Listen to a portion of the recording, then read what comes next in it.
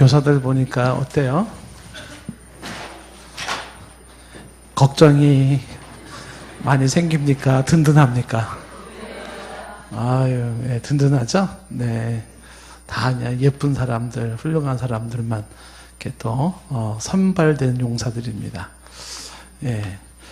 자, 이제 동산교회 영구적인 5개 목표를 좀 주일 저녁마다 보는데, 이제 오늘은 교사헌신 예배이기 때문에, 한 개 건너뛰어가지고, 지난번에는 이제 선교에 있어서 해외 선교와 국내 전도에 대한 거를 보았고, 원래는 순서적으로 보면 이제 오늘 교회가 어떻게 교제할 것인가, 교제에 대한 얘기를 해야 되는데, 그거를 건너뛰어서 오늘은 이제 교회가 어떻게 교육을 할 것인지, 양육을 어떻게 할 것인지, 세 번째, 원으로 말하면 세 번째 해당되는 건데, 그 내용을, 교육에 대한 얘기를 좀 이렇게 하겠습니다. 그래서 제목은, 잘 배우고,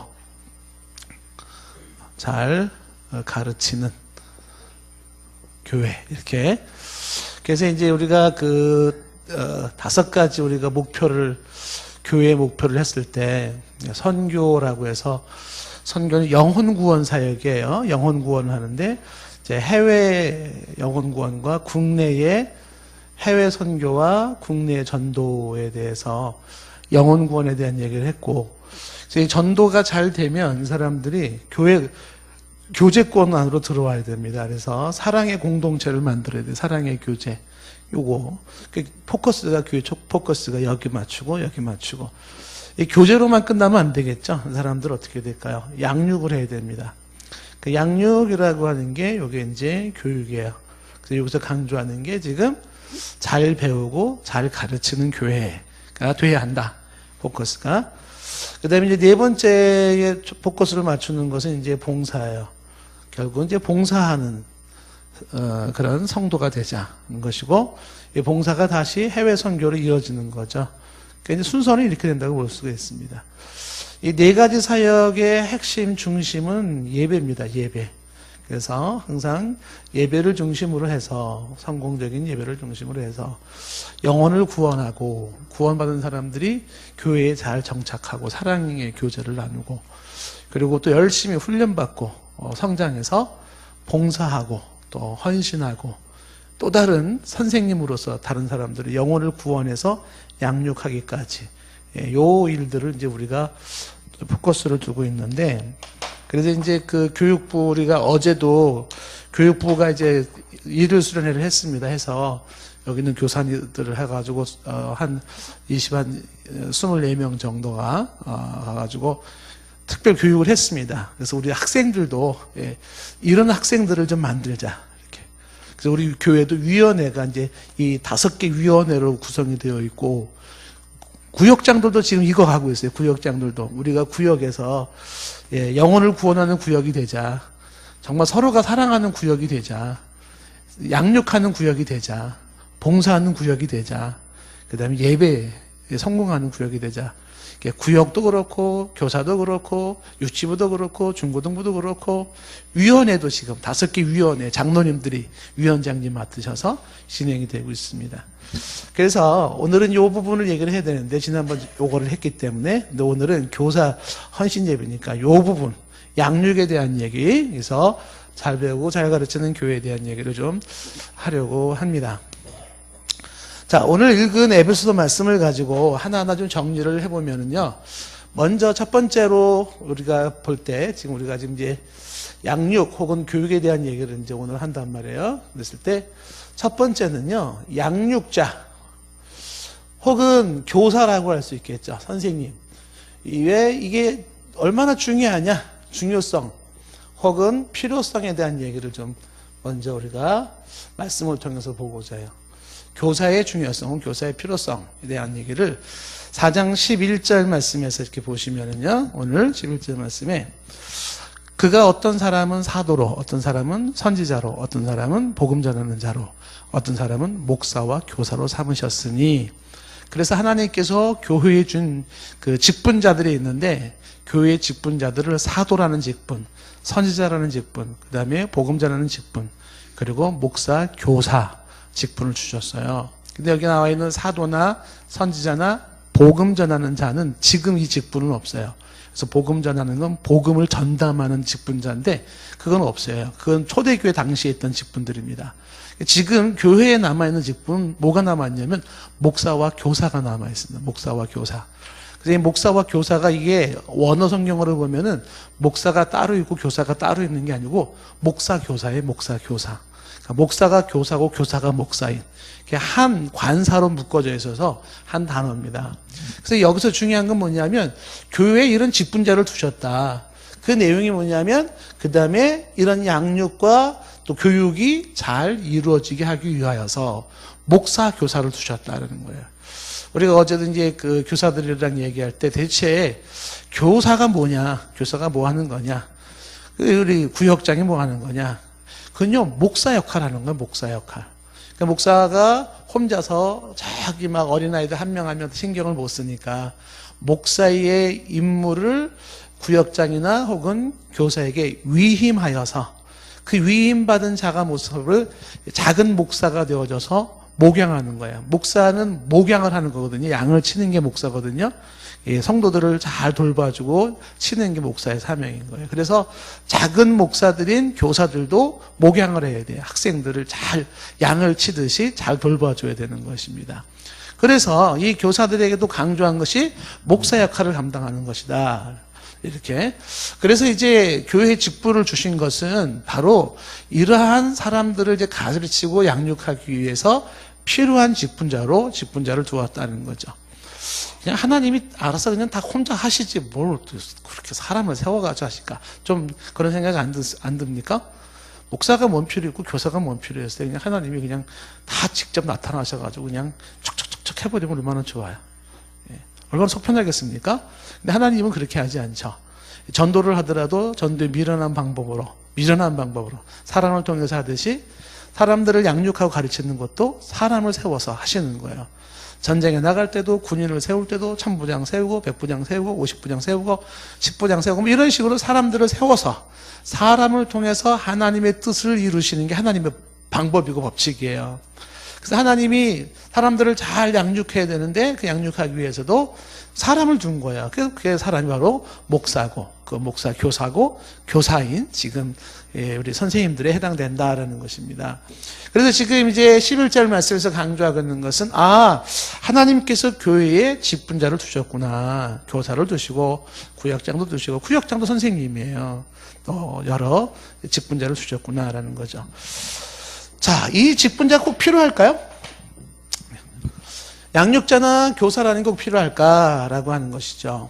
필요해요. 왜 그러냐 하면 모든 성장은 저절로 되지 않습니다. 참 이게 우리가 명심을 해야 될 한 모습이기도 한 것이거든요. 뭔가 성장이 이루어지는 건요 저절로 되지 않고요 수고하고 애쓰고 노력하면서 이루어지는 것입니다. 여러분들 혹시 집에서 애완용 동물을 키워보셨나요? 강아지 한 마리 키운다. 강아지 자기 저절로 크나요? 아니면 돌봐줘야 되나요? 우리 신종순 집사님 어디 계시나요? 이 강아지 그냥 놔두면 지가 알아서 커요? 아니면 돌봐줘야 돼요? 돌봐줘야 돼요. 밥도 줘야 되고요. 씻어줘야 되고 예방접종도 시켜주고 털도 깎아줘야 되고요. 심지어는요. 발톱도 잘라줘야 되고요. 해줘야 됩니다. 매니큐어는 안 바르나요? 매니큐어는 안 발라요? 요즘은 이 개가요? 이런 게 손이 많이 가는 거예요. 미국에서는 실제로 목사님이 고민에 빠진 게 있습니다. 그게 뭐냐면, 우리 이 애완용 개를 좀 세례를 주면 안 되냐고.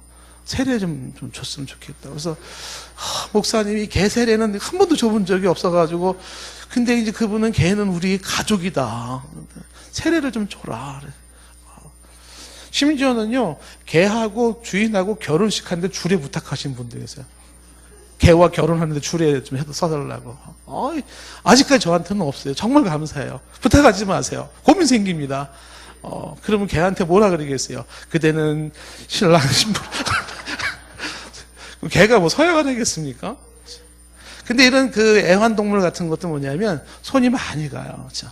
제가 지금 이제 당장실에다가 이제 구피, 요게 모기만한 거, 카페에서 모기만한 거 6마리를 갖다가 이렇게 조그만 어항을 하나 해놨는데, 어이구, 얘네들 너무 잘 커가지고요. 지금 새끼를 너무 많이 낳았어요. 그래가지고 지금 저도 막 이렇게 배부하고 있습니다. 근데 얘네들이요, 물이 차면 있잖아요. 움직이지를 않아요. 물이 차면은. 그래서 막 따뜻하게 물 나오는 거기 뭐죠? 이게 물 뿜어내는데 그쪽에 달라붙어가지고 가만히 있어요. 아주 승질도. 그래가지고 또 물 따뜻하게 해주면 그때 또 막 움직여요. 얘네들요, 이 온도 조절해줘야 되고요. 그 다음에 먹이 줘야 되고요. 물도 계속 갈아줘야 됩니다. 안 갈아주면 또 죽어요. 예? 얼마나 신경이 많이 쓰는지 몰라요. 우리 전에 이정문 장로님 얘기하는데 그 물이 좀 들어와가지고 물고기를 위해서 해준 행동이 뭐냐면 물을 정화하는 약을 좀 타줬대요. 이렇게. 근데 누가 죽었어요? 물고기가 다 죽어버린 거예요. 이 사랑의 마음을 몰라 얘네들은요. 지네들 좀 잘 살라고 건강한 물을 만들려고 정화제 뿌려놨더니 왜 지네지가 죽어요 얘네들이.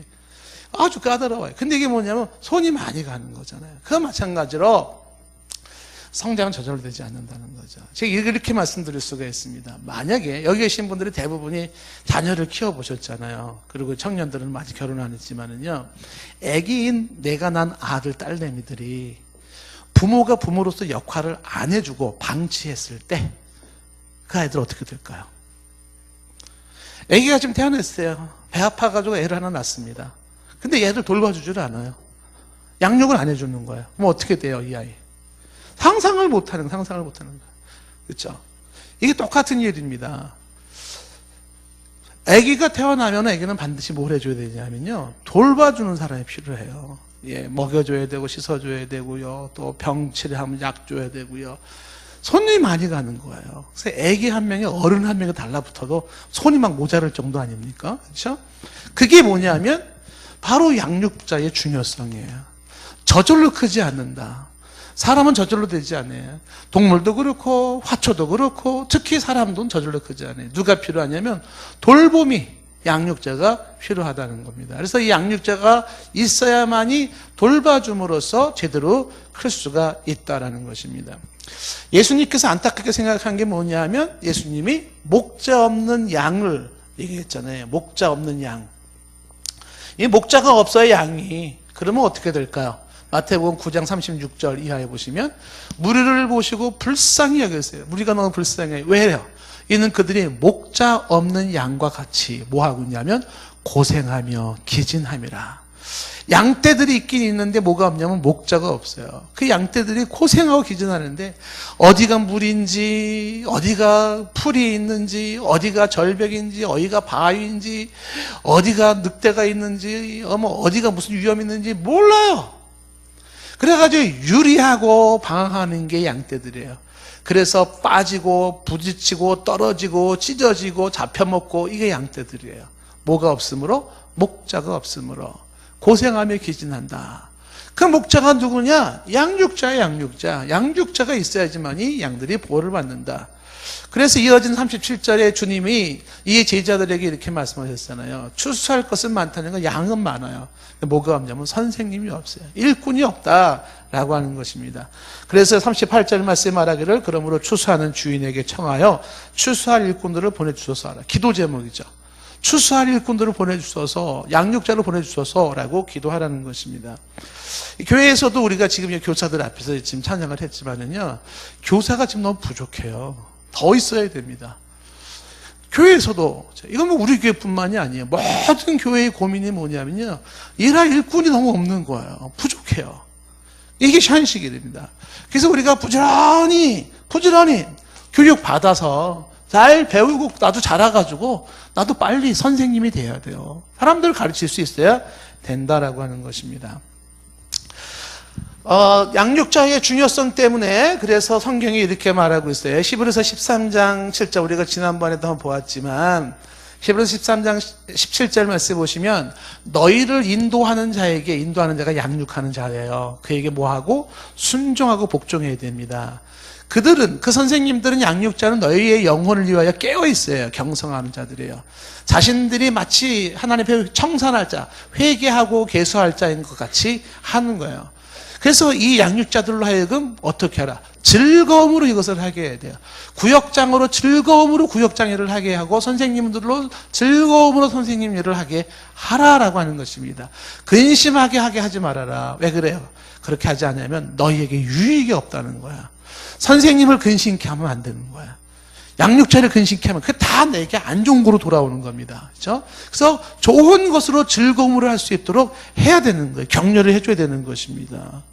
이게 여러분들 선생님들을 향해서 어떤 마음을 갖습니까? 격려하는 마음을 갖습니까? 위로하고 힘 실어줍니까? 이게 필요한 거예요. 마음에 안 드는 거 있으면 가서 따져가 선생님 뭐 하는 거야? 이게 선생이야 뭐 이렇게 해야 할 상황이 아니고요. 어떻게 하든지 선생님을 잘 챙겨주려고 하는 그런 모습이 필요한 거예요. 어제도 우리 정정복 집사님 교육 부위원장님이시잖아요. 떡을 해오신 거예요. 떡을. 얼마나 격려가 됩니까? 교사들에게. 여러분들도 교사들 어디 갈 때 있으면 뭐 떡이라도 하나 해주고 라면 땅이라도 하나 더 사주고 얼마나 힘이 되겠어요. 라면 땅 파나요 요즘? 안 팔아요? 팔죠. 네. 맛있잖아요. 별사탕은. 그런 거 막 사주는 거예요. 이렇게. 얼마나 좋아요. 힘있게 하는 거지. 제가 이제 우리 아이들을 키우면서 저희들이 이제 어떤 나름 생각을 했냐면 학교 선생님들한테 감사하자. 근데 그거를 이제 연초에 학생이 우리 애들의 반에 올라가면 연초에 무슨 뭐 감사 표하면 이제 그게 또 오해가 될 수 있잖아요. 그래서 이제 끝날 때 학교가 끝나고 나면은 선생님한테 꽃다발을 선물하거나 편지를 써줘요. 1년 동안 우리 아이를 잘 지도해줘서 감사합니다. 이렇게 하거든요. 그건 뇌물이 아니죠. 왜냐하면 바뀌니까 반이 이제 다 한 학년 올라가니까. 근데 미국에서 애들을 이제 교육하면서 한 학년 끝나고 나서 그 미국 애들 지도한 선생님한테 편지를 썼어요. 그래서 한 해 동안 아이를 지도해 주셔서 감사했다고, 수고 많이 하셨다고, 그리고서 꽃다발 하나 하고 편지를 딱 써줬어요, 이렇게. 근데 그 선생님이 나이가 굉장히 지긋이 드신 선생님인데 평생 교사했는데 웬 동양 사람의 학부모가 이렇게 편지를 보내오는데 그렇게 편지 받아본 적이 없었대요. 꽃 갖고. 그 선생님이요, 우시더라고요. 이런 부모가 다 있냐. 한 학년 끝났을 때 선생님한테 고맙다고 꽃 해가지고 편지 써주는 사람이거든요. 그래서 그 선생님이 답장으로 또 편지를 쫙 구구절 써서 보내왔는데 그 편지 내용이요, 본인이 막 감당이 안 되는 거야. 너무 감동이 돼가지고 이렇게 좋은 패밀리가 있냐 하면서 막 써오는 거죠. 이런 자세는 전 좋다고 생각을 해요. 왜 그러냐면 교사들로 하여금 즐거움으로 하게 하라는 거죠. 그렇게 하지 않냐고 근심하게 하게 하면 너희에게 유익이 없느니라. 왜 그래요? 교사가 중요하기 때문에 그렇습니다. 교사가 중요하기 때문에 그런 것이. 우리 교단에 이제 조성만 박사님이라는 분이 계신데 이분이 돌아가셨어요. 이분이 조성만 박사님이라는 분이 우리 교단의 어떤 정체성을 결정하는 아주 중요한 선생님이셨습니다. 우리 대신교단이라고 하니 교단은 어떤 교단이 돼야 되는가? 우리 원로 목사님하고도 아주 친분이 아주 좋으신 분이었는데 이분이 돌아가시고 나서 한 목사님 한 분이 우시더라고요. 그 조성 목사님 돌아가신 것을 두고. 근데 이 우시는 목사님이 왜 우시냐면은 정말 이게 막 주체를 못 하셔요. 그 목사님이. 그분은 이렇게 생각하죠. 교단에 어른이 없다는 거예요. 지금 우리 교단이 막 이 분열의 아픔이 있었거든요. 나름 여러분들이 계시지만은, 그런데 이게 우리 대신의 정체성이다라고 외쳐주고 기준을 잡아줬던 그 대들보 같은 분이 돌아가셨어요. 이분이 안타까운 거죠. 제가 그 마음이 좀 이해가 되어져요. 왜 그러냐면요, 저도 가끔 보면은, 저는 우리 교단뿐만이 아니고요, 대한민국을 생각해도 마찬가지예요. 좀 어줍지 않은 생각일지 모르겠지만 대한민국을 생각할 때요, 정말 어른이 없어요. 지성인 선각자가 없어요. 큰 인물이 없습니다. 이게 굉장히 저는 개인적으로 저도 좀 아픔이거든요. 좀 굵직한 인물이 사상을 잡아주고 시대를 잡아주면서 이끌어줄 수 있는 분들이 없는 거예요. 다 고만고만해가지고요. 이게 안타까움이에요. 왜 이게 안타까우냐면 지도자의 공백이 만들어내는 백성의 방황과 혼란이에요. 지도자의 공백. 제가 이 목회를 하면서도 굉장히 많이 고민하는 것 중에 하나가 이거예요. 리더십의 부재. 그러니까 이 리더십의 부재라는 것은 지도자의 공백인데, 지도자의 공백 혹은 리더십의 공백이 있어요. 이거는요, 양육자 교사가 없는 거예요. 이랬을 때 이 휘하에 있는 수많은 사람들은요, 다 유리하고 방황하는 거예요. 저는 제 자신도 교회를 다니면서 제가 무겁게 느끼는 거예요. 리더십의 공백이 만들어내는 여러분들의 방황이 있을 수 있어요. 리더십의 공백. 지도자의 공백은요, 양떼들은 어디로 가야 할지 모르는 거예요. 심각합니다. 악착같이 건강하게 그 역할을 해줘야 돼요. 제가 우리 부교육자들한테도 강조하는 것 중에 하나가 뭐냐, 이걸 강조하는 거거든요. 마치 지도자가 없는 것 같은 부서를 만들지 마라. 지도자가 없는 것 같아요. 이끌어주는 사람이 없는 것 같아요. 그런 모습의 각 부서를 만들지 말아라. 지도자가 명백히 살아있고 리더십이 명백히 살아있어서 잡아줘야 되고 끌어줘야 되고 막아야 되고 방향을 제시해줘야 되고 이 지도력이 살아있어야 되거든요.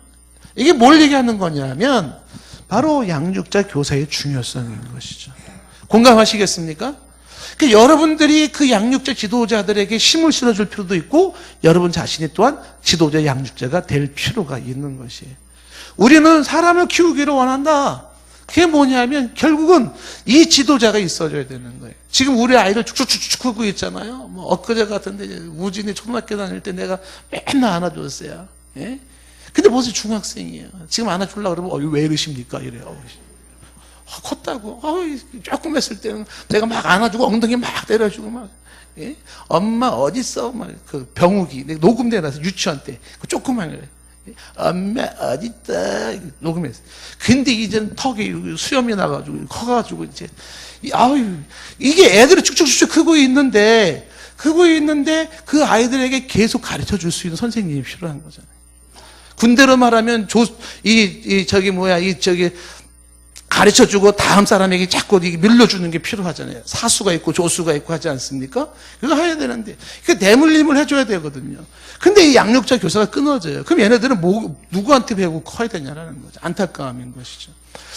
자, 그래서 이 양육자 지도자가 없으면 목자는 유리하고 방황한다. 그래서 지도자의 중요성을 생각해야 돼요. 사사기 21장 25절 말씀할 그런 거 아니에요? 그때 이스라엘에 왕이 없으므로 사람이 각기 자기의 소견에 옳은 대로 행하였더라. 왕이 없으면요, 자기 옳은 대로 생각을 해요. 자기 생각대로 하는 거죠. 가관입니다. 어떻게 될지 몰라요. 근데 이런 내용이 계속 나와요. 사사기 17장 6절에도 나오는 거야. 17장 6절에서도 이스라엘에 왕이 없으면 어떻게 된다? 사람이 자기 소견에 옳은 대로 행하는 거예요. 지도자가 없잖아요. 리더십이 없잖아요. 사람은 다 자기 소견에 옳을 대로 하는 거예요. 자기의 그 소견이 이게 지금 자기를 죽이는 건지 망하게 하는 건지도 몰라요. 그럼 그렇게 한단 말이죠. 저와 여러분들은 이 지도자의 중요성을, 양육자나 교사의 지도자의 중요성을 아주 귀하게 생각할 줄 아는 의식이 있는 사람들에게를 축복합니다. 이게 아주 중요하다. 그래서 성장시키고 양떼들을 위해서는 지도자가 필요하고, 하나님께서는 이 지도자, 목사, 교사를 두셔서 사역을 하기를 원했다는 거죠. 그러면 양육의 목적이 뭐냐, 어떤 목적을 가지고 있느냐라고 할 때 오늘 말씀이 12절에 보니까 이러한 지도자, 양육자를 통해서 이는 어떻게 해요? 성도를 온전하게 하며 봉사를 하게 하며 그리스도의 몸을 세우려 하심이라. 그 세 가지가 있는 거예요. 세 가지가. 첫 번째가 뭐냐 하면 이 선생님을 통하여 성도를 온전하게 하는 거예요. 성도를 온전하게, 아이들을 온전하게 하라. 온전하게 하라. 두 번째는 뭐냐 하면 그렇게 해서 봉사의 일을 하게 해라. 봉사의 일. 봉사의 일을 하게 하라. 그 다음에 이렇게 해서 그리스도의 몸을 세워라. 그리스도의 몸을 세워라. 이게 양육에서 말하고 있는 게 이제 세 가지를 얘기를 하고 있는 거죠. 온전하게 하다라는 것은 사람을 성숙시키라는 뜻이에요.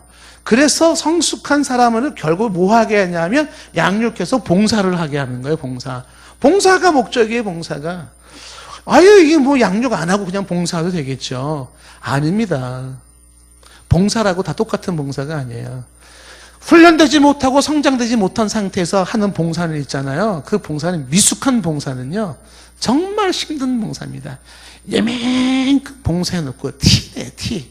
그리고 자기 알아주지 않는다고 삐지고, 예? 그리고 문제 막 만들어내는 거야. 자신이 성장되어져 성숙한 사람이 되어 있다면 성숙한 사람의 봉사는 성숙한 사람은 성숙한 봉사를 하는 거예요. 이 성숙한 봉사는요, 차원이 다릅니다. 봉사의 양과 깊이와 근데 봉사의 그 질적인 부분도 달라요. 그래서 결국 우리가 공부하는 거 왜 하는 거냐? 우리가 열심히 학교 다니는 목적이 뭐냐? 아이들한테 공부하는 거 왜 해요? 봉사하려고 그러는 거예요. 봉사하려고. 남 도와주라고 공부하는 거예요. 이거 분명히 해야 되겠죠. 공부 잘해가지고 말이지 너무 잘 먹고 잘 살아 이게 아니에요. 우리 교계에서 많이 나오는 말이 있어요. 배워서 남 줘라야 남 줘라.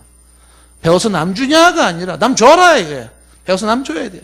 열심히 배워가지고 남 줘야 됩니다. 부지런히 배워서 줘야 돼요. 근데 사람들이 주고 싶어도 줄 게 없어요. 배운 게 없다면 말이죠.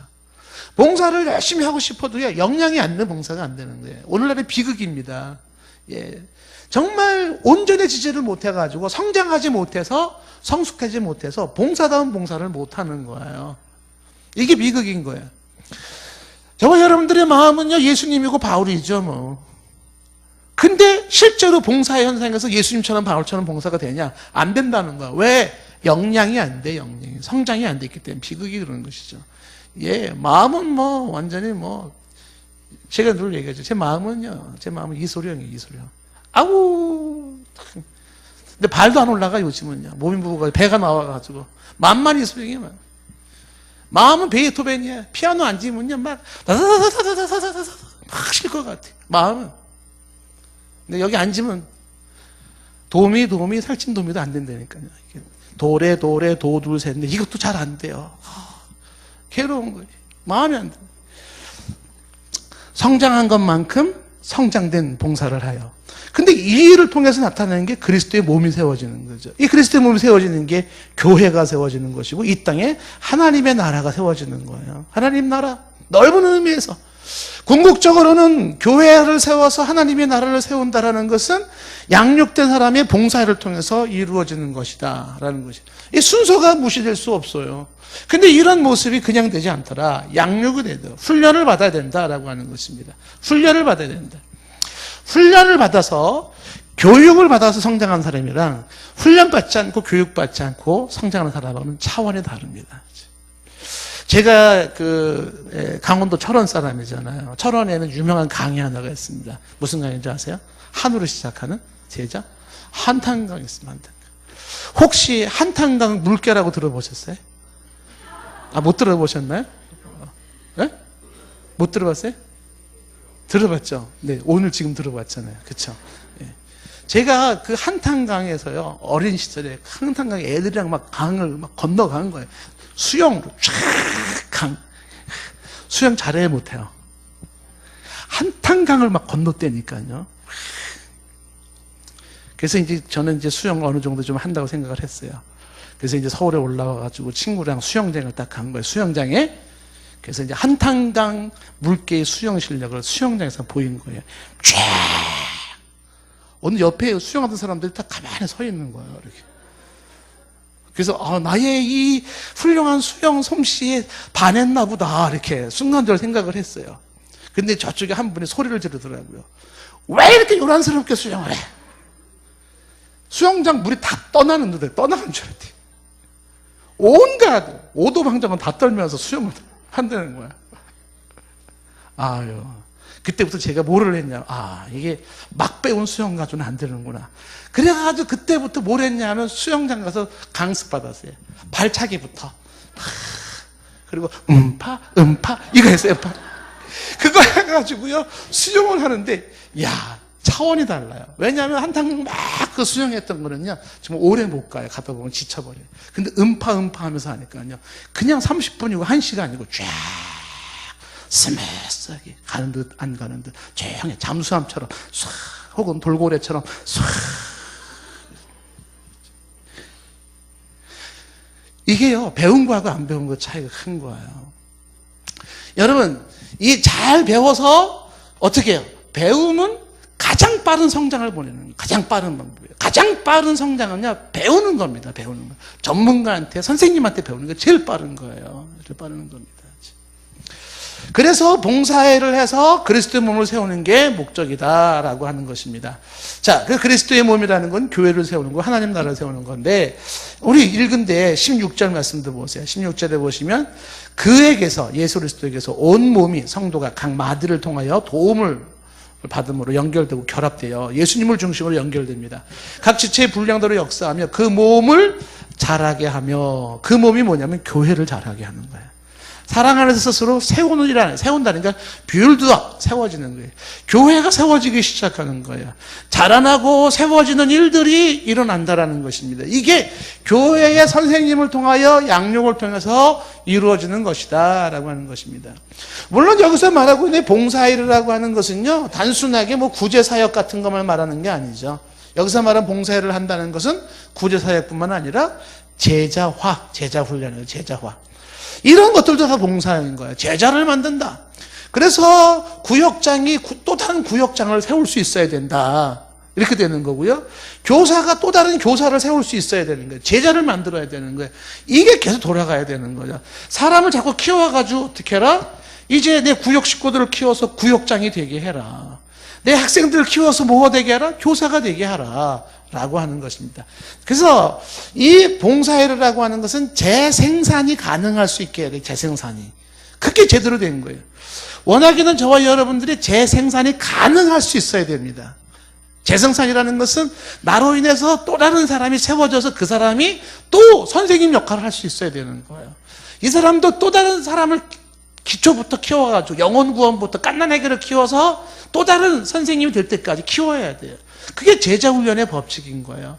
내가 사람을 키우고 키움받은 이 사람이 또 다른 사람을 키울 수 있는 대물림이 계속 이어져야 된다는 거죠. 제자훈련의 모습이 그게 이루어져야 된다는 거죠. 여러분들 지금까지 신앙생활하면서 제자를 몇 명 만들어 오셨어요? 제자를. 훌륭하게 역할을 감당하는 제자 몇 명 만들었어요? 만약에 없다 그러면 여러분 반성하셔야 되는 거거든요. 내가 키운 사람이 또 다른 훌륭한 사람이 되어져서 누군가를 가르칠 수 있어야 되는 거잖아요. 학교에서만 선생님이 어르신 박사님께서 제자 키워가지고 제자가 또 제자를 만드는 것만은 아니라 교회도 마찬가지다라는 거죠. 제자를 만들어라. 봉사일을 하는 것이 바로 그와 같다라는 것입니다. 자, 그런데 이 양육의 목적이 이러하다면 세 번째, 그러면 비슷한 말이지만 양육의 목표는 뭐냐라고 해요. 목적과 목표를 조금 구분을 시킬 필요가 있지만은요, 양육의 목표는 뭐냐, 이게. 그러니까 양육해가지고 사람들을 궁극적으로 어떤 사람을 만들기 원하느냐라는 것이죠. 자, 예를 들어서 사람들이, 배움이 중요해, 교육이 중요해, 선생님이 중요해, 이렇게 얘기를 했잖아요. 그런데 우리 애가 엄마 아빠 나 이제 교육을 받기로 했어요. 저 선생님 한 번 만나가지고 양육을 받고 교육을 받기로 했어요. 이렇게 얘기를 했다고 해봅시다. 그럼 여러분 뭐라 그러겠어요? 어이구 그래? 그래 사람은 자고로 배워야 되는 거야. 그래 그거 배우려는 자세 참 잘됐어. 칭찬을 하시겠어요? 안 하시겠어요? 해요? 근데 그 애가 선생님을 두겠다는 사람이 조폭인데, 조폭을 스승으로 둬가지고요, 어떻게 하면 사람 괴롭히고 빼는 거, 이거 배우겠다는 건데, 그 선생님 두고 배우겠다는데, 여러분 어떻게 하시겠어요? 그렇죠. 중요한 게 뭐냐면, 배움과 양육은 중요하지만, 누구한테 뭘 배우냐가 중요한 거거든요. 누구한테 뭘 배우는 거냐. 아이들이 학교에서 배우는 것은요, 학교에서 배우는 것은 학교 교육을 통해서 뭐 여러 가지 배우잖아요. 근데 보통 우리 이제 고등학교 졸업하고 대학교 들어가 그러면은 어른들의 생각이 뭐냐면 학교의 교육의 목적은요, 직업 양성소요. 직업 양성소. 자격증 따가지고 취업 잘하는 게 목적 아닙니까? 제가 눈을 얘기하지만 이건 교육의 목적으로는 적절치는 않아요. 예, 자격증 몇 개 딸 거냐, 취업 잘 된다 안 된다. 이게 대학의 목적은 아닙니다. 그건 아니에요. 근데 학교에서 아이들이 그냥 공부한다라고 하는 것이 취업하기 위한 목적으로 공부를 한단 말이에요. 그런데 그것도 필요한 것이기 때문에 긍정할 수는 있어요. 그래도 그렇게 해서 전문성 키우고 자격증 따고 해야지. 그래도 긍정적일 수 있어요. 근데 아이들이 학교에서 친구를 통해서 혹은 경험을 통해서 안 좋은 걸 배우는 거, 욕하는 걸 배우고, 뭐 음란한 거 배우고, 혹은 막 이상한 거 배워와요. 이건 옳지 않다라는 것이죠. 중요한 것은 뭐냐면 마땅히 배울 거를 배워야 된다는 거죠. 그 마땅히 배울 것은 뭘 배울 것이냐? 거기에서 양육의 목표가 나오는 거예요. 그렇죠? 어떤 것을 배울 것이냐라는 목표. 그래서 오늘 13절 말씀에 뭐라고 되어 있냐면 13절에 이렇게 되어 있어요. 우리가 다 하나님의 아들을 믿는 것과 아는 일에 하나가 되어 온전한 사람을 이루어 그리스도의 장성한 분량에 충만한 데까지 이르리니. 여기서 강조하는 것이 뭐냐면 양육의 목표는요, 그리스도의 그리스도. 그래서 그리스도의 장성한 분량. 이쪽을 포커스로 둬라. 그리스도의 장성한 분량. 다시 말하면 예수 그리스도를 닮게 만들라는 거야. 예수 그리스도를 닮게 만들어라. 자, 이제 15절로 가보면 15절에도 이렇게 되어 있어요. 오직 사랑 안에서 참된 것을 하여, 참된 것을 한다는 건 진리를 말하고 진리를 행하는 거예요. 그래서 범사에 그에게까지 알았지라. 그리스도에게까지 알아라. 그는 머리니 곧 그리스도시라 이렇게 있어요. 그래서 아이들의 목표를 그리스도를 닮게 만드는 목표를 놓으라는 거예요. 왜 그리스도를 닮게 만드나? 그러면 그리스도처럼 집 나가가지고서 광야에서 또 이렇게 그냥 이 낙탑 같은 거 옷 입고서 그냥 바람 외치는 소리 이렇게 방랑자 생각을 해야 되는 건가? 별 생각 다 들지 않겠어요? 근데 예수 그리스도의 장성한 분량이라고 하는 요 내용이요, 기가 막힌 게예요. 왜 기가 막히냐면, 여러분들이 이제 그 세계 인권 선언문이라든지 대한민국의 인권 선언문 다 보면은요, 거기서 얘기 나오는 게 유엔 인권 선언문도 마찬가지. 내용을 한번 연구해 보면 그게 결국은 이거예요. 근데 이거를 뭐라고 표현하냐면, 이거를 전인격적인 성장이라고 표현하는 거예요. 전인격적인 성장. 크리스찬이 아닌 사람들도 강조하는 게 뭐냐면 전인격적인 성장입니다. 인권선언문에 강조되고 있는 거예요. 그러면 이게 전인격적인 성장이 예수 그리스도의 성장의 모습인데, 어떻게 예수 그리스도의 성장이 되는가 보세요. 누가복음 2장 52절에 보시면 이렇게 되어 있어요. 누가복음 2장 52절에 다 같이 볼까? 예수는, 읽어봐요. 시작.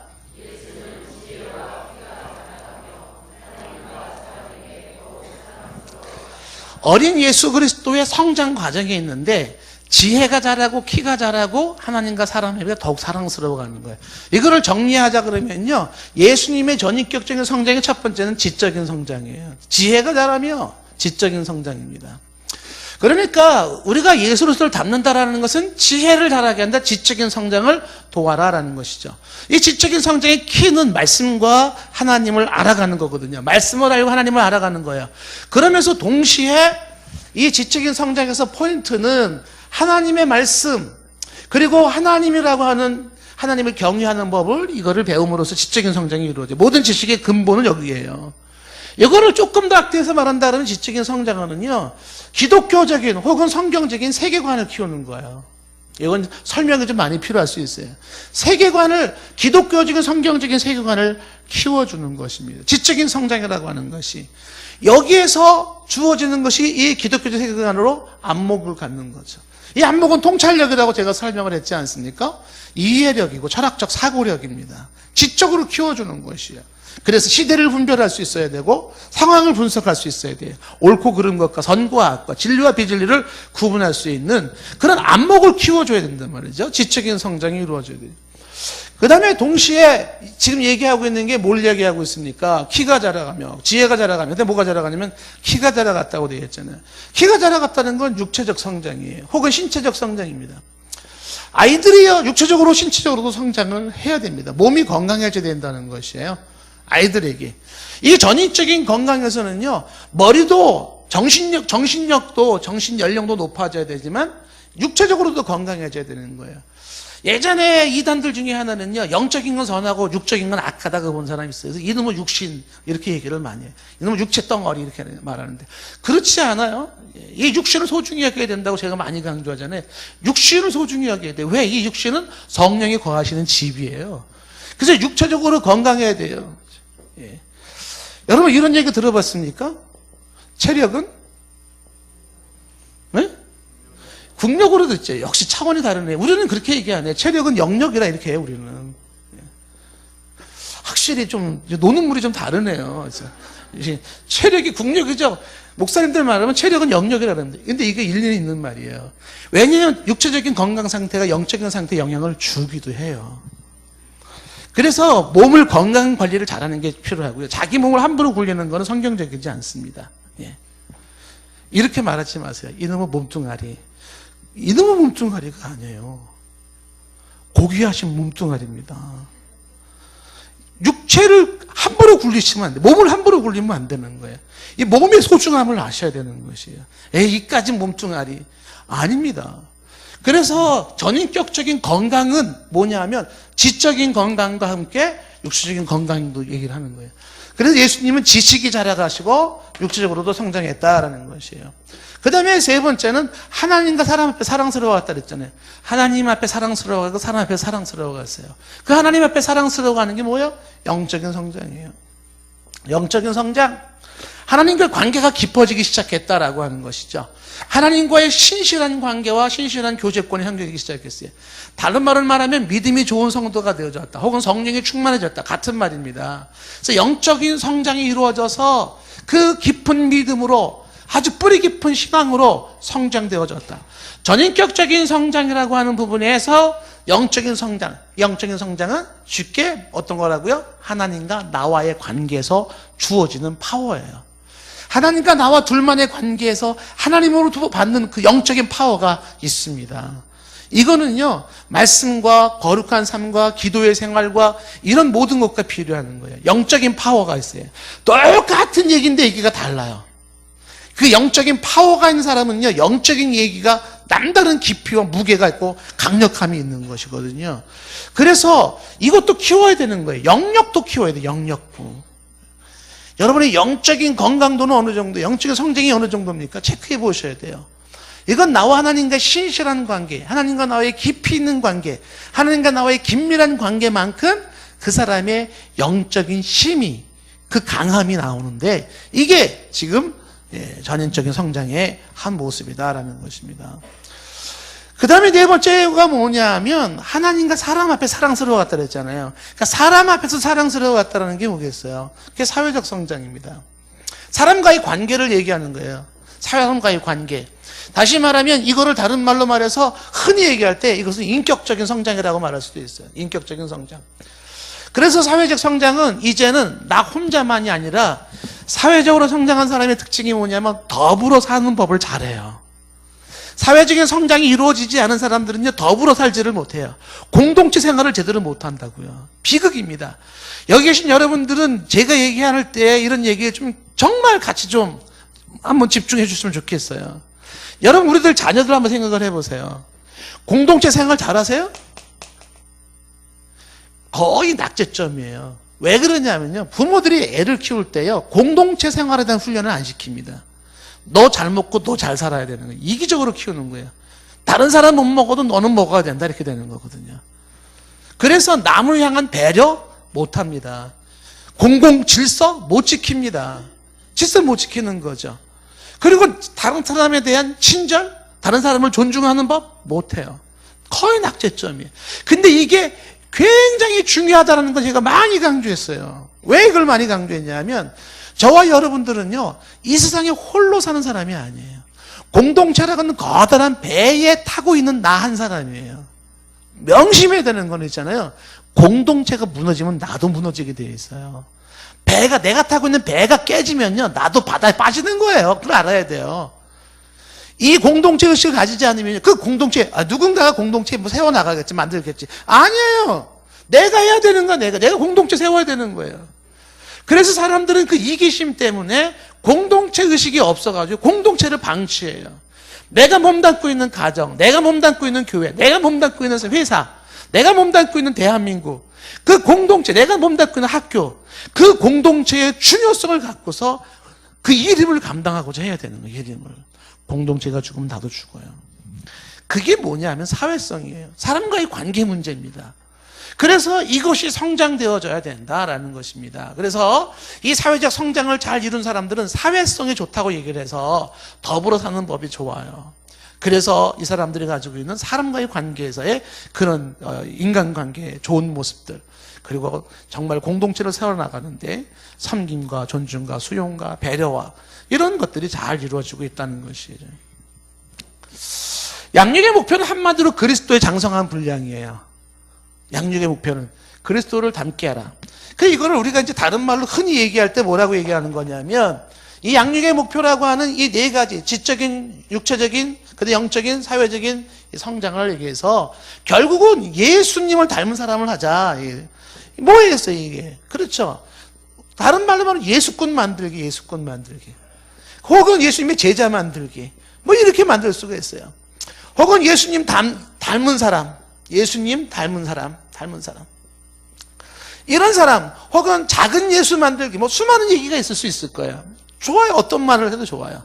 결국은 예수 그리스도처럼 지적으로 성장할 수 있도록 어떻게 해라? 선생님들은 도와주셔야 돼요. 지적으로. 그 다음에 육체적인 성장도 도와주셔야 돼요. 교회에서도 도와주셔야 되는 것이고요. 영적인 성장을 도와주셔야 돼요. 아이들을 바라볼 때 너의 영혼과 너의 영성은 성장해야 하느니라 도와주셔야 되고요. 사회성 키워주셔야 되는 거죠. 그래서 아이들이 교회에서 정말 좋은 사회성을 배워서 이 아이들이 학교를 가든 나중에 사회를 나가든지 그 좋은 모습으로 공동체를 만들 수 있어야 된다라고 하는 것입니다. 자, 그러면 이렇게 했을 때 양육에서 기대될 수 있는 기대치가 뭐냐? 양육의 결과로서 주어지는 기대치를 얘기를 할 때 이렇게 한번 얘기를 해볼 수가 있습니다. 어떻게 했냐면 14절 말씀 보세요. 여기 보시면 이는 우리가 이제부터는 어린아이가 되지 아니하며 그랬잖아요. 어린아이가 되지 않고 그다음에 사람의 속임수와 간사한 유혹에 빠지지 않고 온갖 교훈의 풍조에 밀려 흔들리지 않고 요동하지 않는 것이죠. 기대치가 뭐냐면 생길 수 있는 게 첫 번째가요. 어린아이가 되지 않는다라는 거죠. 어린아이가 되지 않는다. 유아기적인 상태에서 벗어난다는 거예요. 에서 벗어난다. 그 유아기적인 상태가 뭐겠습니까? 정신적으로 유아기적인 사람이 있어요. 나이는 40이고 50인데 정신은요 아직도 지금 4살 5살짜리예요. 엄마 저쪽 이런 애가 있단 말이죠. 나이는 40살인데 아직도 유아기적인 이 정신적인 뿐만이 아니죠. 신앙적으로도 마찬가지죠. 유아기적인 신앙이 있고요. 삶이 유아기적인 거는 삶이 유치한 거예요. 성장이 안 됐어요. 자라지를 못했어요. 키워주지를 못한 거예요. 키워주지 못한 부모를 탓할 수도 있고 키워주지 못한 혹은 선생님을 탓할 수도 있을지 모르겠지만 이제 나이가 자기가 그래도 20대 10대를 되었으면 자기 스스로가 선생님 만나고 자기 스스로를 키우려고 해야 되죠. 근데 아직도 커질 못해가지고 유아기 상태에 빠져 있어요. 한마디로 유치한 상태에 빠져 있는 거예요. 생각이 유치해요. 삶이 유치해요. 이거요. 나는 그게 좋아. 나는 내가 그렇게 유치하게 살겠다는데 뭔 말이 많아. 이게 아닙니다. 여러분, 제가 지난번 강조를 설교 말씀 기억나시나요? 나의 유치함은 있잖아요. 나의 미숙함은 나보다 앞서 있는 주변 사람들을요, 정말 미치게 만들어요. 바꿔놓고 생각해 보세요. 여러분보다 형편없는 사람과 같이 지내야 되는 여러분들은요, 정말 괴롭기 짝이 없습니다. 수준 이하의 사람들하고 같이 놀아야 되는 것만큼 힘든 게 없는 거예요. 공감이 잘 안 되시나요? 잘 공감이 안 되면 이제부터 여러분 한 20살 아래 애들이랑 같이 놀아보세요. 네. 이게 상대방을 미치게 만드는 거예요. 힘들게 만들어요. 그러면서도 나는 그래 그냥 이러고 살 거야. 이런. 아니. 빨리 벗어나야 돼. 그 어린아이 상태에서 벗어나야 돼요. 자라야 되는 거예요. 지금 말씀하고 있는 거잖아요. 이렇게 교육되어서 기대할 수 있는 게 뭐냐면 어린아이를 벗어버리는 거. 어린아이도 떠나야 되는 거죠. 정말 사람이 애 같은 사람들 만나면 있잖아요. 그 사람의 존재가 너무 가벼워가지고 이 존재의 가벼움은요. 숨이 막힙니다. 숨이 막혀요. 첫째, 대화가 안 돼. 너무 안 됩니다. 이해력도 안 되고요. 뭘 얘기하면요. 이해도 안 되고 포인트도 못 잡아요. 이게 답답한 거예요. 존재의 가벼움이라는 것은 있잖아요. 괴롭습니다. 저는 우리가 정말 정부가 이런 것 좀 고민했으면 좋겠어요. 대한민국 국민들과 함께 말이죠. 정말 이 존재감이라고 하는 사람들이 유아기적인 거 벗어났냐 말이죠. 예? 아직도 유치한 상태에 빠져 있는 거 아니냐. 이건 고민하셔야 되는 거예요. 심각하게. 예? 댓글 다는 거 보세요. 막 그냥 쫙 다는 거 보면은 가관이에요. 그게 또 정부를 움직이잖아요. 그 댓글이 또 막. 예? 이건 아닌 것 같아요. 자, 이 유아기적인 상태. 여러분, 히브리서 5장 12절 말씀에, 자, 빨리빨리 끝내봅시다. 히브리서 5장 12절 말씀에, 때가 오래므로 너희가 마땅히 선생이 되어야 돼요. 그쯤 시간이 지나서 이제 선생님이 되어 있어야 돼요. 근데 아직도 말씀에 초보를 대하고 있어요. 가르침을 받아야만 하는 거예요. 단단한 음식은 못 먹어요. 젖을 먹어야. 저녁 먹는데 밀크 먹는 거야. 엄마 찌찌 먹어야 돼. 찌찌 먹어야 돼. 이게 아직도 때가 오래되었어요. 이게 뭐냐면 자라나지 않은 아이예요. 사회적으로 큰 문제가 되고 있는 것이에요. 아우 정말 이거요. 이 성인 아이는 있잖아요. 성인 아이는 이 사람 한 사람에 들어가야 될 돈은요 어마어마하게 들어갑니다. 몸은 성인인데 모든 게 아이예요. 비참한 겁니다. 이게 때가 오래므로 너희가 이제 선생이 돼야 돼요. 가르치는 선생 양육자가 돼야 돼요. 아니 그렇게 세월이 지났는데도 아직도 우유 달라는 거예요. 목사님 시험 들었어요. 우유 주세요. 이것만 하고 있는 거예요. 언제 내가 우유병 들고 쫓아가면서 우유 먹여주는 역할을 하겠어요. 예? 우유 먹여줘야 되는데 이제 아직도 우유병 나 왜 우유 안 줘요? 이러고 있단 말이에요. 아 이런 거 아니겠습니까? 여기 우리 어르신들 유교를 건너신 분들 이미 12살 때 애 키웠잖아요. 동생 포대기 매가지고 예? 그래서 막 우유 먹였잖아요. 이렇게 옛날에는요 12살 14살만 되면은요 그 언니가 엄마 노릇했잖아요. 그렇지 않았나요 권사님? 이제는 14살, 15살 되면은요, 먹여줘야 되는 거예요. 근데 나이가 지금 막 몇 살인데 아직도 우유 줘 이러고 있단 말이에요. 때가 오래보려 맞다니 선생이 돼야 하는데 아직도 우유를 먹고 있다는 거죠. 자, 히브리서 5장 13절 말씀에 이는 젖을 먹는 자마다 어린아이예요.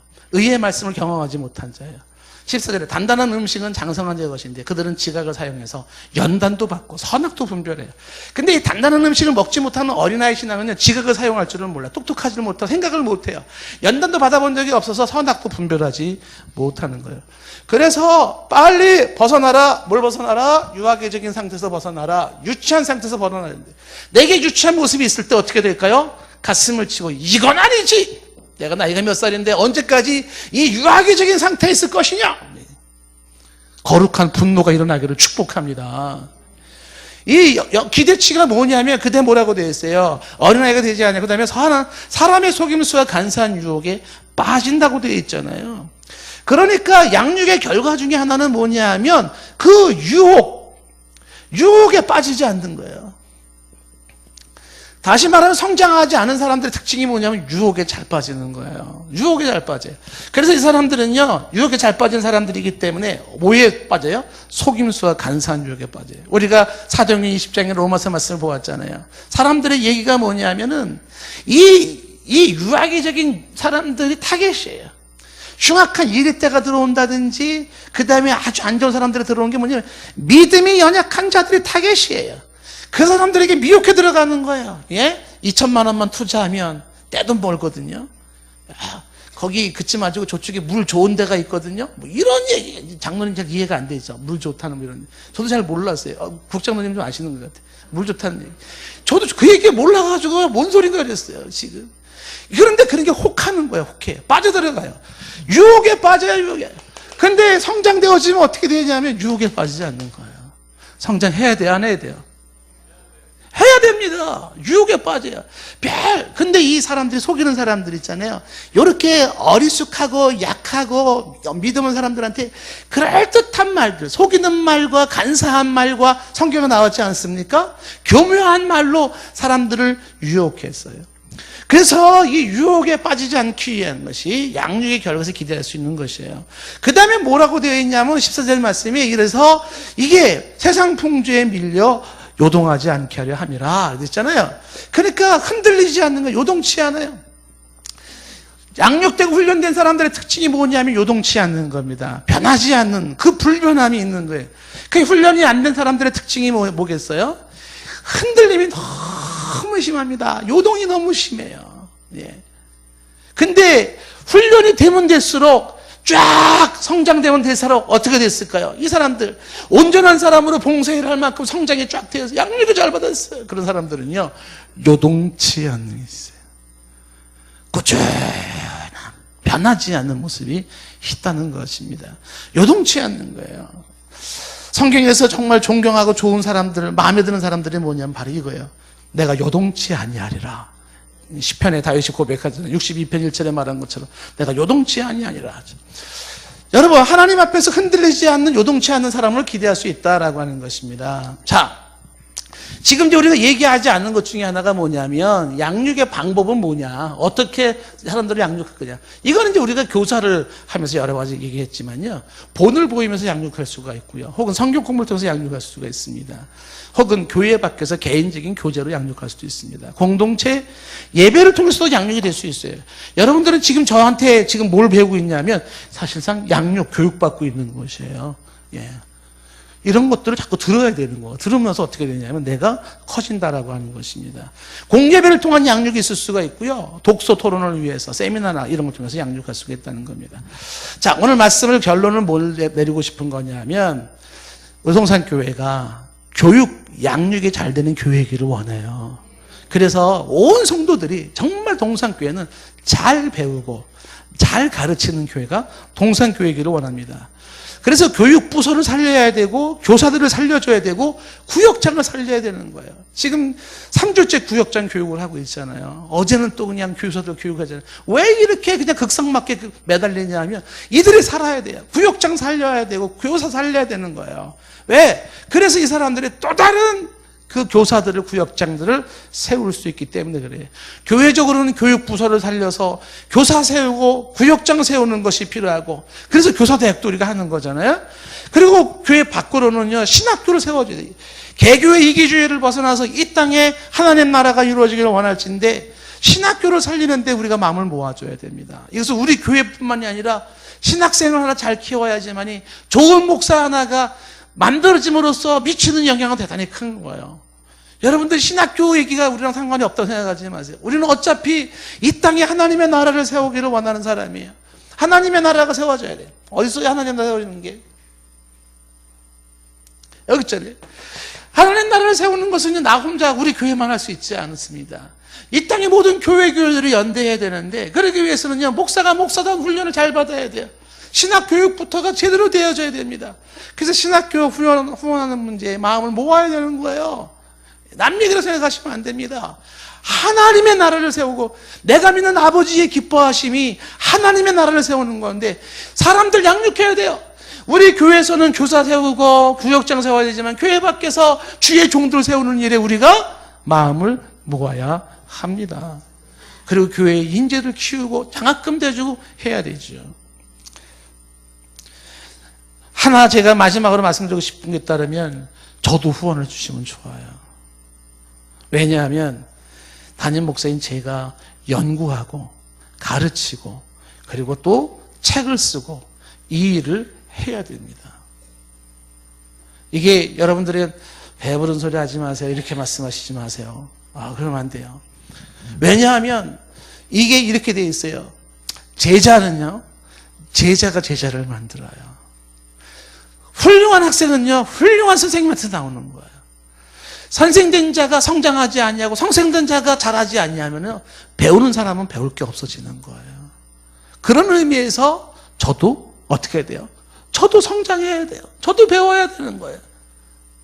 제가 배우는 일에 동참해 주시겠습니까? 후원해 주시겠습니까? 보장해 주시겠습니까?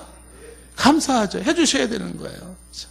목사님은 그냥 가르치는 것만 이렇게 얘기를 하지 마시고요. 자, 다른 얘기를 많이 할 건 아닌데요. 그래서 우리가 교회, 동산교회는 요지는 하나입니다. 예, 잘 배우는 교회, 잘 가르치는 교회. 이 교육의 중요성을 다시 한번 우리가 생각해 보는 것이죠. 기도하겠습니다. 하나님, 잘 배우기를 원합니다. 그리고 잘 가르쳐 주기를 원합니다. 그런 우리 교회, 우리 선생님들, 우리 모든 성도님들이 되게 하여 주시옵소서. 주님의 도우심을 간절히 원합니다. 예수님의 이름으로 기도드리옵나이다.